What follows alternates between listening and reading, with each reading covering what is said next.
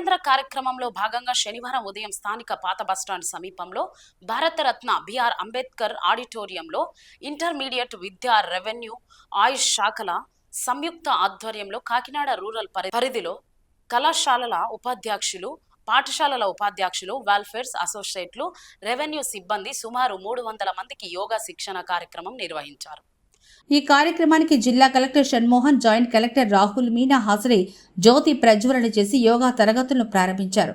అలాగే పతంజలి మహర్షి చిత్రపటానికి పూలమాలలు అలంకరించి వందనాలు సమర్పించారు. హాజరైన శిక్షణార్థులకు జిల్లా కలెక్టర్ అభినందనలు తెలియజేసి యోగాభ్యాసాన్ని నిత్యం కొనసాగించడం ద్వారా ఆరోగ్య ప్రయోజనాలను పొందాలని కోరారు. అనంతరం యోగాచార్య చిట్టిబాబు ఆహుతులకు వివిధ యోగాసనాలు, ప్రాణాయామ ప్రక్రియల శిక్షణ నిర్వహించి వాటి సాధన వల్ల కలిగే ఆరోగ్యం ప్రయోజనాలను వివరించారు. అలాగే బ్రహ్మకుమారి సంస్థ ప్రతినిధుల ధ్యానం, రాజయోగం అంశాలపై అవగాహన కల్పించారు.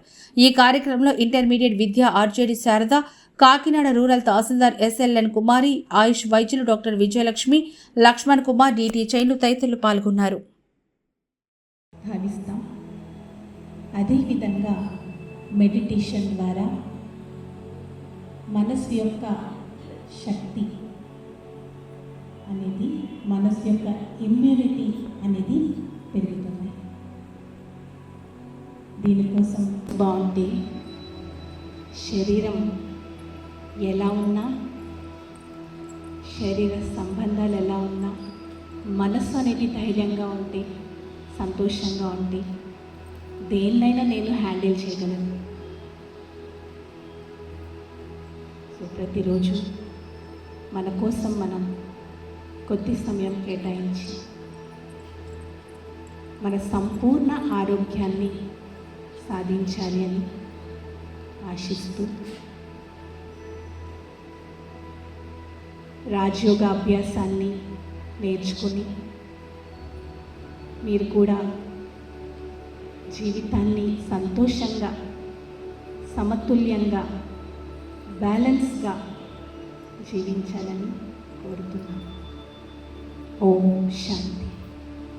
దేశంలో విస్తృత స్థాయిలో ఆంధ్ర రాష్ట్రంలో ఈ యొక్క యోగ శిబిరాలను యోగాంధ్ర పేరిట నిర్వహిస్తూ అందరిలో కూడా యోగ పట్ల చైతన్యాన్ని ఆచరించేటట్లు ఆ ప్రేరణని కలిగిస్తున్నటువంటి రాష్ట్ర ప్రభుత్వానికి, అలాగే జిల్లా అధికార యంత్రాంగానికి హృదయపూర్వకమైనటువంటి నమస్కారాలు, ధన్యవాదాలు తెలియజేస్తూ 14వ సంవత్సరంలో ఐక్యరాజ్య సమితిలో యునానిమస్గా ఈ యోగని విశ్వవ్యాప్తం చేయాలి, విశ్వ శ్రేయస్సు కోసం, విశ్వ శాంతిని నిర్మాణం చేయడం కోసం, మానవాళిలో సానుకూలమైనటువంటి ఆలోచనలను నిర్మాణం చేయడం కోసం నాడు ప్రధానమంత్రి శ్రీ నరేంద్ర మోడీ గారు ఐక్యరాజ్య సమితి సభ్య దేశాలను ఒప్పించి ఈ అంతర్జాతీయ యోగా దినోత్సవానికి అంకురార్పణ చేయడం జరిగింది. వీడిగా గర్వించే ఒక అద్భుతమైనటువంటి సన్నివేశం ఈరోజు ప్రపంచంలో రాబోయే రోజుల్లో మరోమారు ఆవిష్కృతమవుతుంది. నిత్య జీవనంలో ఈ పోటీ ప్రపంచంలో ఆధునిక శారీరకమైనటువంటి, భావోద్వేగపరమైనటువంటి, సామాజికపరమైనటువంటి, ఆధ్యాత్మికపరమైనటువంటి సవాళ్ళని అన్నిటికీ ఒక పరిష్కారంగా, ఒక దివ్యమైనటువంటి ఔషధంగా ఈరోజు యోగా మానసికంగా, భావోద్వేగపరంగా, సామాజికంగా, ఆధ్యాత్మికంగా కూడా వెల్బీయింగ్ ఏదైతే ఉందో, క్షేమ భావన, శ్రేయో భావన ఏదైతే ఉందో దాన్నే సంపూర్ణ ఆరోగ్యంగా చెప్పబడింది.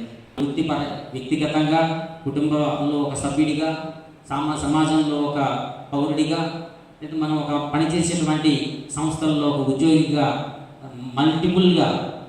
కాబట్టి ఆ ప్రకారంగా మనం దీన్ని రెగ్యులర్గా ప్రాక్టీస్ చేయడానికి ప్రయత్నం చేస్తారని